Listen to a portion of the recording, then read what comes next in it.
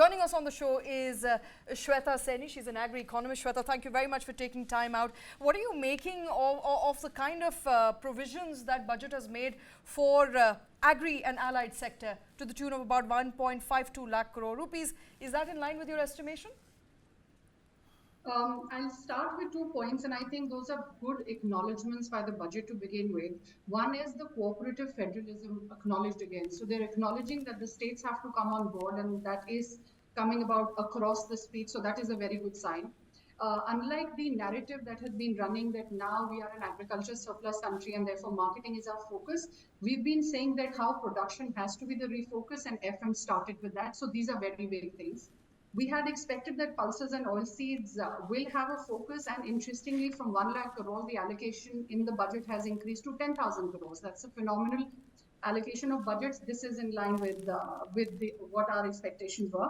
Another thing that we'd expected is the government is doing a lot on digital, and they have very rightly assessed the acknowledgement to triangulate all these databases. So there are a lot of databases with the government, and she's very nicely put across that the data will be collected in a digital crop survey for 400 districts. So that is a very good sign. They will triangulate it, very good sign. We know ethanol is important, and therefore sugar is going to be playing a very important role. So structurally, the way the support to sugar industry also, we've yet to read the fine print, but it appears that now more funds for the sugar industry are going for ethanol production capacity. That's a very big deal. Two things that I think is kind of, I'm still trying to understand is food subsidy is lower this year. And second, we were thinking PM Kisan 6,000 rupees, if we adjust for inflation, will come to about 7,700 approximately per farmer, and that adjustment would have happened, so that's really not happened. These are quick points. Of course, I can take more questions. All right. We have a soundbite coming in of Sanjeev Puri, Managing Director of ITC. Let's quickly listen to what Sanjeev Puri had to say. We don't have that reaction. We don't have the reaction as we'll get the reaction so soon. So coming back to you, Shweta, apart from Agri, there's also an increased thrust and focus on rural development, a provision of 2.66 lakh crore rupees being made for rural infrastructure.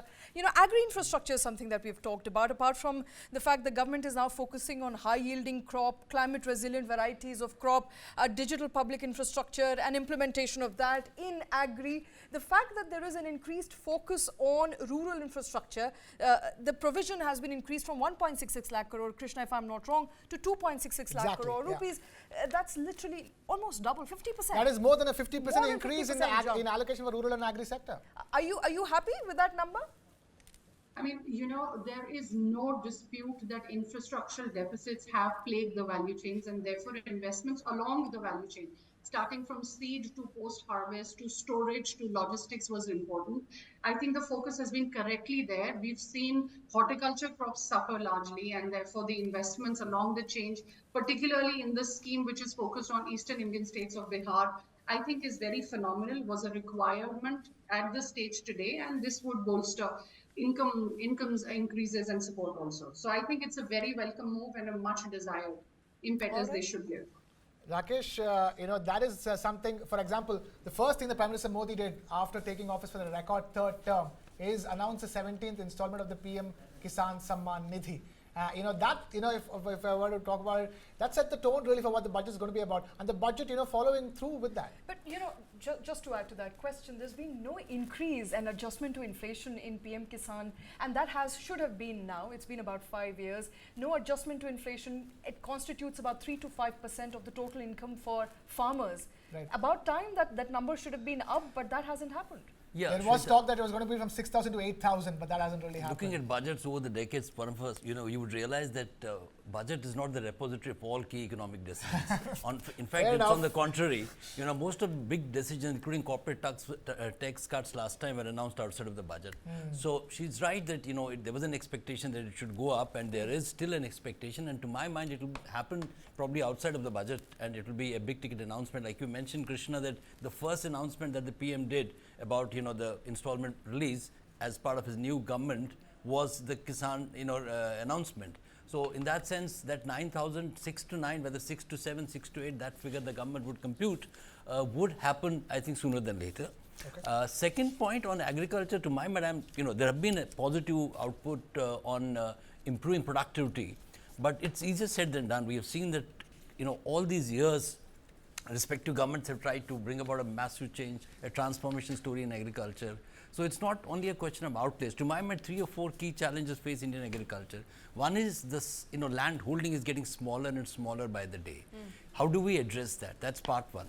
Part two is that there's very little investments being done by the government or by the private sector in actually R&D for agriculture. That's, another major area. Third, technological intervention also militates against the societal mindset.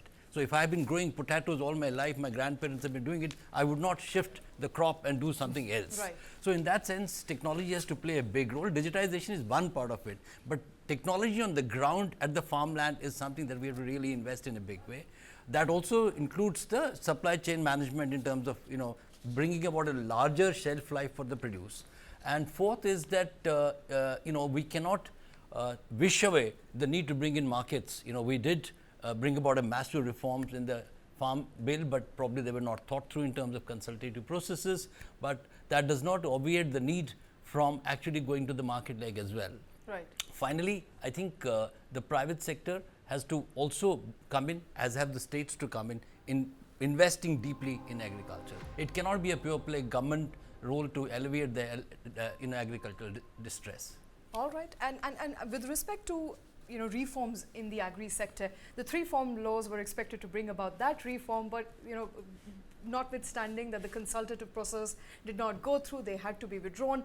We were expecting some sort of policy framework or direction with respect to reforms in agri sector. We don't see those reforms, at least in this budget, Shweta. You're absolutely correct. I mean, one acknowledgement that Economist survey did yesterday was that till before the survey came out, we knew 86% of our land holdings were small and marginal. Yesterday, the number, it has increased to 89%. So having said this, we know that the farmers are getting smaller over time, but there is a dire need to also look at how the Indian farmers have been changing over time. For example, I just heard the panelists here talk about how the farmers have inertia in their cropping pattern. The Indian farmer today is really smart. I go to the extent of saying that probably farmers in Bihar are more informed than farmers in Punjab. It is the policy that has actually pushed them to, for example, not diversifying away from rice and wheat. We've been saying it that every time there is access to water, farmers shift to paddy. So therefore, there is a requirement for the policy to really go from top to down and rethink if it is pulses or oilseeds that they need versus if they need more rice and wheat. So I can sense from at least the way the allocations have been done under PM Asha and Price Stability Fund that pulses and oilseeds rightfully are a focus area for them. There has been announcement by also Mr. Amit Shah that they will be procuring pulses. So at least to that extent, they've catered to wanting to diversify. And that's a welcome change because it will be more than just a promise. But I would agree that farmers are getting smaller. Having said this, small land holding does not necessarily imply lower income. You need them to diversify to high value agriculture. Second thing, there has been a focus on allied activities. Marine feed has been made cheaper. So inland fishery is made to be grown. So I think there are signals, but we'll have to wait and see how it pans out. But I think the signals are there. Climate resilience and R&D has to be focused, and they've said it. Another thing that I will add is that amongst the speech, there is mention about policy documents, mention about research and experts finding out a roadmap. So that's a good sign. They are willing to plan, they are willing to preempt situations. And given that we interact with the governments also, we see a greater appetite to understanding what is happening on the ground. So I think we see overall good signals. And of course, it is just a work in progress. We know for sure announcements come out of budget. We'll have to wait and see. Thank you. Yeah, one last part on agriculture before we move to sectors. Shweta and Krishna, what is happening is that the government, whether this government or the earlier governments, they need to be, there's a very ad hoc approach about processing and having a policy framework for agri-food imports and exports. So there is absolutely a political connect there. We have had, a long history of importing when, onion prices go high because it's a politically sensitive issue. We need to have a time frame oriented policy so that the farmers on the ground know exactly, suddenly we export ban of onions or cotton and imports are done in a very ad hoc manner. So that policy framework, this government must look at it and understand the impact it is having, the adverse impact it is having on the ground when it comes to farmers actually planning their yields. In that sense, that's also a key component of agriculture reforms. All right, so exports of non-basmati white rice or wheat for that matter, those market interventions need to be thought through. Shweta Saini, thank you very much for taking time out, for joining us on this very important day on Agri. It does look like at least, experts are happy with the kind of provisioning the budget has made for both Agri as well as rural economy. Oh, definitely.